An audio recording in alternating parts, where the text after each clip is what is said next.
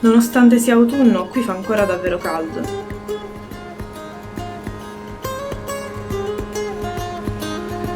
Solitamente da queste parti non ricordo temperature così alte in questo periodo, come se l'estate non volesse andar via.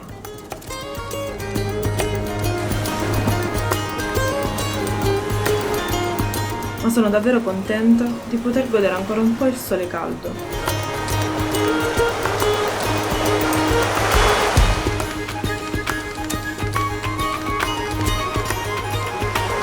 È ancora più strano pensare che dall'altra parte del mondo il tempo stia andando incontro all'estate.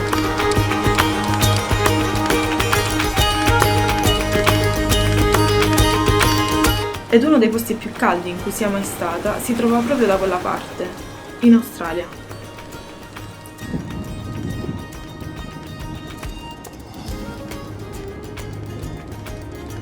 Lo scorso anno ho vissuto a Cairns per un mese, dopo essere fuggita da Sydney prima che cominciasse il lockdown.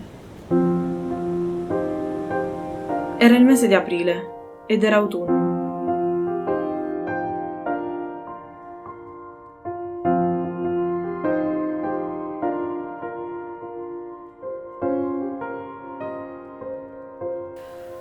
Cominciamo questo video con delle piccole nozioni di cultura generale. Cairns si trova al nord del Queensland, uno degli stati australiani, e non molto distante dal tropico del Capricorno. L'avevamo scelta come meta proprio perché è una zona con moltissime farms, e molte farms significava molte più possibilità di trovare un lavoro. C'era un'umidità assurda, ricordo, e nonostante fosse autunno faceva un caldo pazzesco. Ovviamente sono zone in cui fa sempre caldo, anche d'inverno. Potrei sempre andare al mare e stare vestita così. Un posto molto famoso per la barriera corallina australiana, le foreste pluviali, bellissime spiagge nei dintorni e montagne. Mi ricordo che mi aveva dato l'impressione di trovarmi, se qualcuno ha visto Lost, la serie, di trovarmi proprio su quell'isola. Un po' inquietante. All the good times just begun.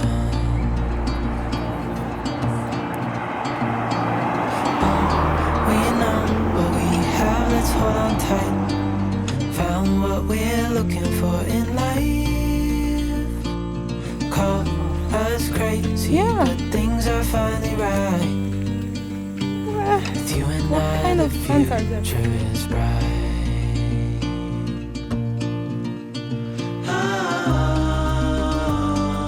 Un'altra cosa che non dimenticherò mai è la quantità incredibile di farfalle che svolazzavano per strada, ma soprattutto dei pipistrelli giganti.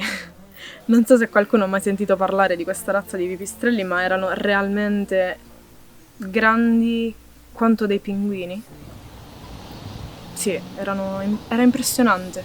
Era impressionante anche come appena tramontava il sole il cielo si popolava di pipistrelli e a volte onestamente avevo anche paura non a uscire di casa, ma semplicemente a passeggiare sotto gli alberi perché li sentivi un po'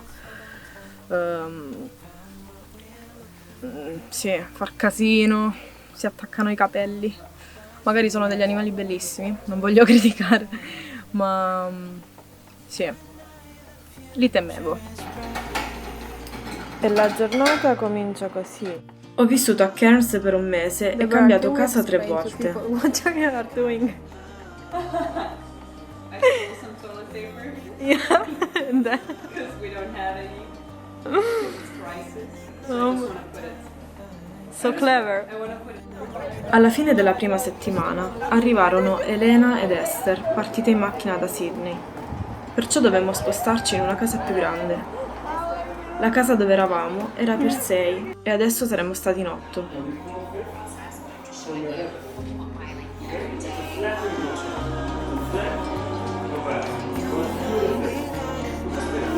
So who's for Esther?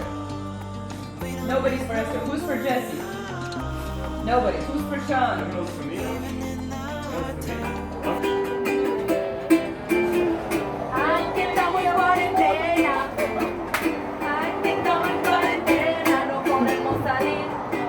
Ci andò piuttosto bene. Trovammo una casa veramente bella, con anche la piscina condominiale.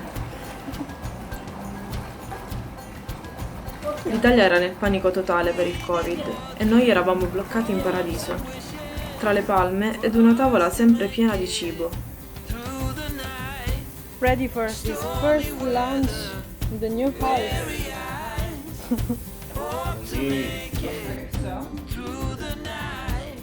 Tra i ricordi più belli di quel periodo non possono mancare le colazioni, i pranzi e le cene tutti insieme. Tra cui il giorno di Pasqua.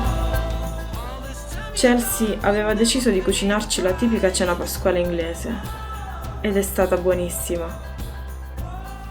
Quelle prime 3 settimane furono belle, ma anche molto estenuanti perché passammo ogni singola giornata davanti al computer e continuamente a far chiamate a tutte le farm della zona. Farm di mango, di avocado, di banane, mele, cotone, mirtilli, pomodori, qualunque cosa ci avrebbe tirato fuori da quel tunnel che sembrava senza uscita. C'è da ieri che chiamiamo posti in farm, nessuno risponde, nessuno ha posto, oppure nessuno ha bisogno, quindi sono abbastanza giù. Elena, Esther, Sean e Jessie fortunatamente avevano trovato un lavoro in una farm di banane, perciò il giorno dopo Pasqua avrebbero poi dovuto trasferirsi in questa farm vicino Innisfail. Saremmo quindi rimaste in 4 ed era arrivato di nuovo il momento di cambiare casa per la terza volta in 4 settimane.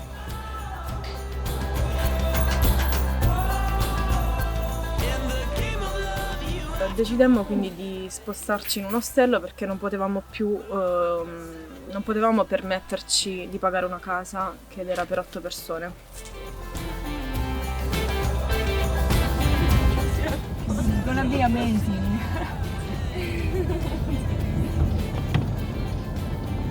I mean, it's the best what we can right now.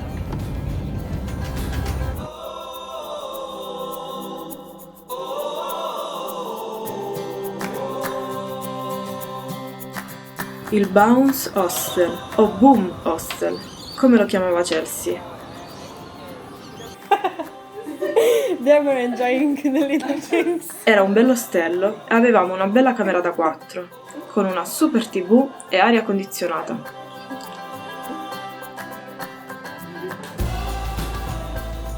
Ogni mattina, tra l'altro, servivano i pancakes.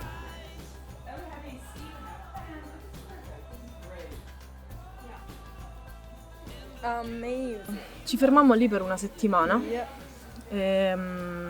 più disperate che mai perché i soldi sarebbero finiti al più presto e non avremmo neanche più potuto pagare l'ostello. Nel weekend andammo a trovare i ragazzi nella farm di banane per festeggiare il compleanno di Chelsea.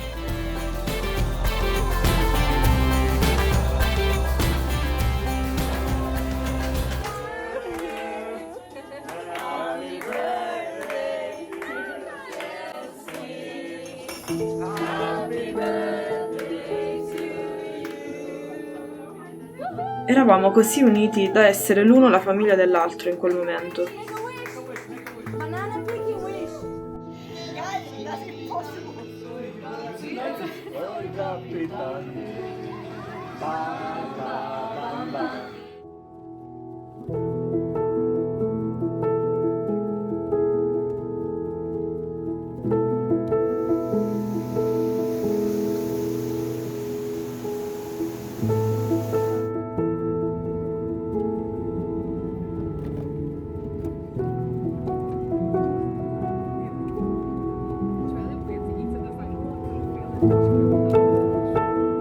Cominciamo a fare delle ricerche sul sito Workaway, che ti dà la possibilità di lavorare o fare volontariato in cambio di vitto e alloggio.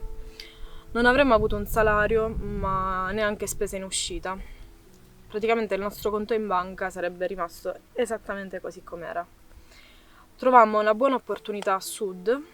Avremmo dovuto svolgere dei lavori di ristrutturazione nella proprietà di un signore e fu davvero una buona opportunità perché aveva comunque deciso di accettare tutte e 4, me, Anna, Chelsea e Deborah, e non fu affatto facile trovare un'opzione del genere. Saremmo dovute essere lì nel giro di alcuni giorni, e dato che i chilometri da percorrere erano molti, l'opzione migliore era quella di viaggiare con un campervan. Dato che non avevamo soldi, optammo per la relocation del campervan, che è una cosa che ho scoperto in Australia. Praticamente ci sono delle agenzie che hanno bisogno di spostare i propri mezzi a sud, a nord o da qualche altra parte, e tu puoi offrirti di farlo. Quindi paghi solamente l'assicurazione e il mezzo, in questo caso appunto il campervan, lo paghi solamente $1 o $2 al giorno. Quindi era una genialata in quel momento, una cosa proprio caduta a fagiolo. Prenotammo quindi un campervan per il giorno dopo, ma ricordo perfettamente il buongiorno di quella mattina. Una Deborah ancora addormentata che grida perché il Signore gli aveva scritto un messaggio in cui diceva di non volerci più, non dovevamo più andare da lui. Quindi avevamo un campervan prenotato da portare a sud il giorno dopo e nessun posto dove andare. Quello fu un altro importante attimo di panico, uno di quelli in cui bisogna essere anche un po' creativi. Quindi se volete sapere come ce la siamo cavata in quella situazione, continuate a seguire questa avventura guardando i prossimi video. E prima di lasciarvi volevo dire che un grazie veramente infinito per i bellissimi commenti che mi avete scritto. E ricevere questo tipo di supporto è veramente bello. Ci vediamo presto, vi saluto dalla spiaggia, nonostante siamo in autunno. Siamo alla fine di settembre e c'è ancora questo bellissimo sole. L'ho perso? Quello sì che fu un mese pazzesco, pieno di alti e bassi e costante incertezza sul futuro.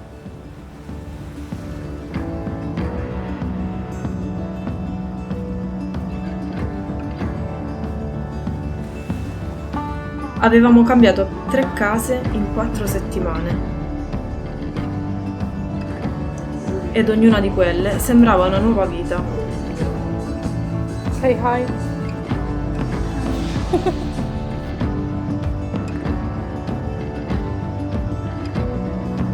Ogni settimana sembrava essere come il nuovo capitolo di un libro di cui nessuno sapeva il finale.